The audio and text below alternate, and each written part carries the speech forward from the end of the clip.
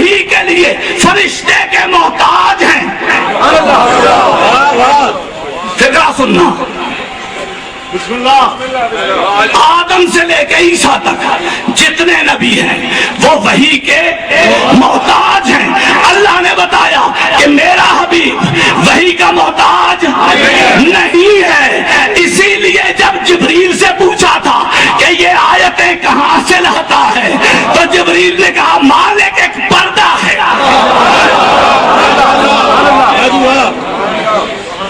اس کے پیچھے سے آواز آتی ہے، سنتا ہوں، آپ تک پہنچا دیتا ہوں۔ کہا کبھی پردہ اٹھایا؟ پردہ اٹھایا؟ کہا مولا نہیں اٹھایا۔ کہا جا اٹھا۔ منع کس نے کیا تھا پردہ اٹھانے سے؟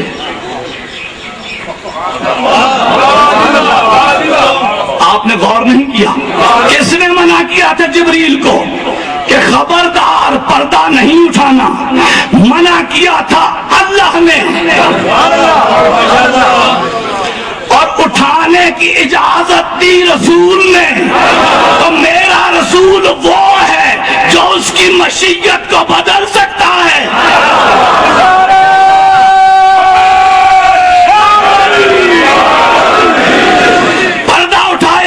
نیچے آیا، پھر گیا، پھر آیا، 70 بار گیا، 70 بار آیا، ہاتھ جوڑ دیے۔ حسنین کا نانا، یہ سلسلہ کیا ہے؟ وہاں بھی کو ہے، یہاں بھی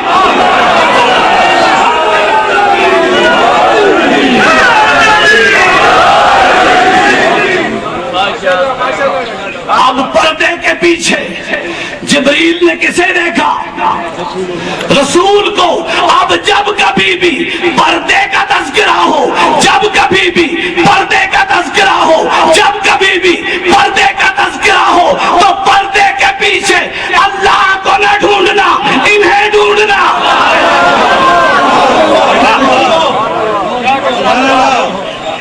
صرف شفا ہی نہیں ہے لوحب رسول علی کے لیے۔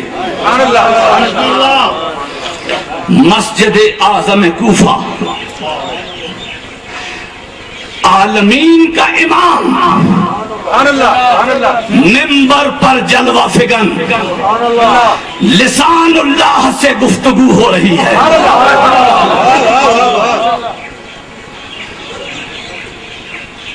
کہتا کیا ہے لوگو؟ جب میں کعبے میں آیا نا، سب متوجہ ہو نا؟ علی نے کیا کہا کہ جب میں کعبے میں آیا تو رسول نے مجھے اپنے ہاتھوں پہ اٹھایا۔ رسول نے مجھے اپنے ہاتھوں پہ اٹھایا اور اٹھانے کے بعد اپنی زبان میرے منہ میں ڈال دی۔ میں نے رسول کا لعاب چوسنا شروع کر دیا۔ میں نے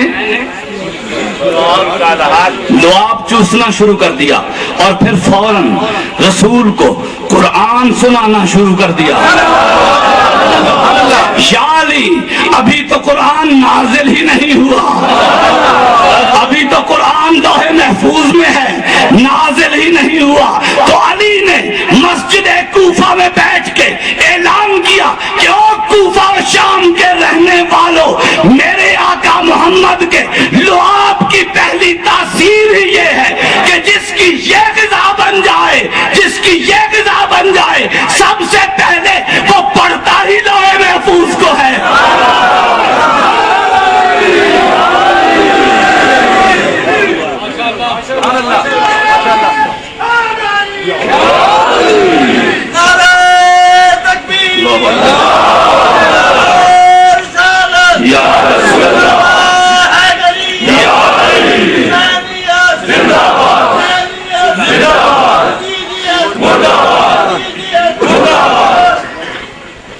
اتنا قیمتی ہے رسول کا لعاب۔ ایک فکرہ کہہ دوں نا، مسلمانوں کا مشترکہ اجتماع ہے، پوچھو، بریلویوں سے پوچھو آقا کس کے، کہے گا دیوبندیوں سے پوچھو آقا کس کے، ہمارے۔ اہل جو بھائی ہیں مسلمان بھائی، ان سے پوچھو آقا کس کے، ہمارے۔ شیعوں سے پوچھو، اکثریت شیعوں کی ہے نا، ذرا مجھے جواب دو نا، رسول کس کے، کس کے، ہمارے۔ سب کے، بریلویوں کے بھی، دیوبندیوں کے بھی، اہل حدیثوں کے بھی، شیعوں کے بھی۔ لیکن یہ اس قدسی صفات ذات کے نام پہ اکٹھے کیوں نہیں ہو جاتے؟ اس قدسی صفات ذات کے نام پہ اکٹھے کیوں نہیں ہو جاتے ہو؟ پوری کی پوری امت مسلمہ دشمنوں کے گھیرے میں ہے، تم ایک دوسرے کے بھی دشمن بنے ہوئے ہو، کیا بنے گا تمہارا؟ آج مسلمانوں کے اس مشترکہ اجتماع میں دونوں ہاتھ جوڑ کے سب مسلمانوں سے، شیعوں سے، بریلویوں سے، دیوبندیوں سے، اہل حدیثوں سے ہاتھ جوڑ کے سرکار ختمی کے مرتبت کا واسطہ دے کے یہ گزارش کرتا ہوں کہ محمد کے نام پر ایک ہو جاؤ، محمد کے نام پر ایک ہو جاؤ۔ امت میں تفرقہ، میرے سمیت میں اپنی بات پہلے کرتا ہوں، امت میں تفرقہ نہ ڈالو۔ یہ امت میں تفرقہ جو ڈالتا ہے، میں اپنی بات پہلے کرتا ہوں، اس لیے ہے کہ دنیا میں اس کی پہچان بن جائے، اسے ڈی پی او پہچاننے لگے، اسے ڈی آئی جی جاننے لگے، اسے آئی جی پہچان لے، اسے گورنر جانے، اسے کمشنر پہچانے، اسے وزیر اعلیٰ جانے، اسے وزیر اعظم اس کے نام سے واقف ہو جائے۔ اس لیے تفرقہ ڈالا جاتا ہے، جہاں جہاں سے ڈالا جاتا ہے، مقصد ہے دنیا۔ یہ سارے پہچان جائیں، ڈی پی او بھی پہچان جائے، ڈی آئی جی بھی پہچان جائے، آئی جی بھی پہچان جائے، کمشنر، چیف سیکرٹری، گورنر، وزیر اعلیٰ، صدر، وزیر اعظم، یہ سارے پہچان جائیں تو کیا ہو جاتا ہے؟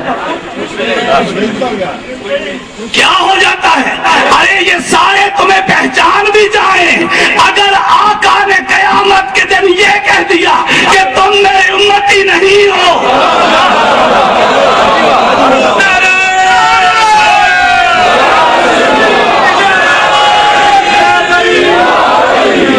میں نے تمہیں تفرقے میں نہ پڑھنے کا اللہ کا پیغام پہنچایا تھا، وَاعْتَصِمُوا بِحَبْلِ اللَّهِ جَمِيعًا وَلَا تَفَرَّقُوا، خبردار تفرقہ نہ ڈالنا۔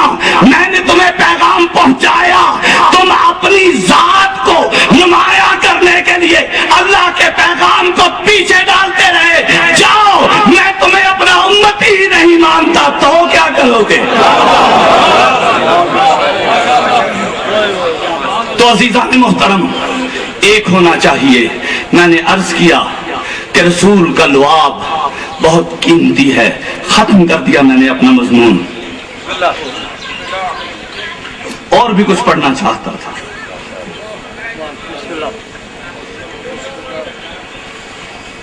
اتنا قیمتی،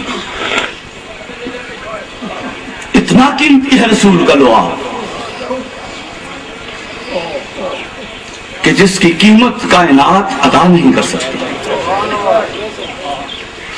جو رسول کا لعاب امیر المؤمنین بنائے،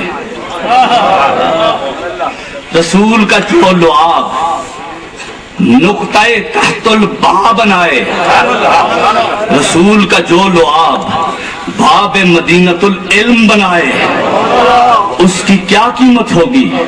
لیکن مجھے سمجھ میں نہیں آتا کہ اتنا قیمتی ہے میرے رسول کا لعاب، لیکن اللہ کا دین رسول کی نظر میں کتنا زیادہ قیمتی ہے کہ کربلا کی زمین رسول کے لعاب اور پسینے سے نہیں، رسول کے لہو سے رنگین ہو گئی، رسول کے لہو سے رنگین ہو گئی۔ ایک 6 ماہ کے بچے کا لاشا رسول نے ہاتھوں پہ اٹھایا ہوا ہے، ہاتھوں پہ اٹھایا ہوا ہے، آسمان کی طرف حسین دیکھ رہے ہیں، حسین آسمان کی طرف دیکھ رہے ہیں۔ مالک اس کی گردن بہت چھوٹی ہے، مالک جو تیر لگا ہے وہ بہت بڑا ہے، لیکن مالک رضم بے رضائک و تسلیما لامرک، لیکن مالک تیری رضا پہ حسین راضی ہے، تیرے امر کے سامنے تسلیم ہے۔ حسین نے کربلا کی زمین پہ ایک جگہ دیکھ کے ریت میں علی اصغر کے لاشے کو دفن کر دیا، ریت میں علی اصغر کا لاشا دفن ہو گیا۔ گھوڑے بہت دوڑتے تھے نا، تو جب عصر عاشور ڈھل گئی، یہ عصر عاشور ہی نہیں ڈلی، رسول کی بیٹیوں کی قسمت بھی ڈل گئی۔ عصر عاشور ڈھل گئی، لوگوں نے سروں کو گننا شروع کیا، ایک سر کم تھا۔ شمر نے کہا ڈھونڈو ڈھونڈو، وہ سر کہاں ہے؟ کہا حسین کو یہاں بیٹھے دیکھا تھا، کہیں یہیں کہیں بیٹھا تھا، بیٹے کو دفن کر رہا تھا۔ کہا ڈھونڈو۔ مسلمانوں نے کیا کیا؟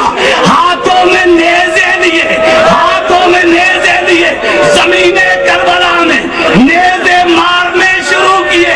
ایک نیزہ بھاری تھا، اٹھایا، علی اصغر کا لاشا نیزے کے ساتھ بلند ہوا، نیچے اتار کے علی اصغر کو تیسری بار ذبح کر کے سر نیزے پہ بلند ہوا۔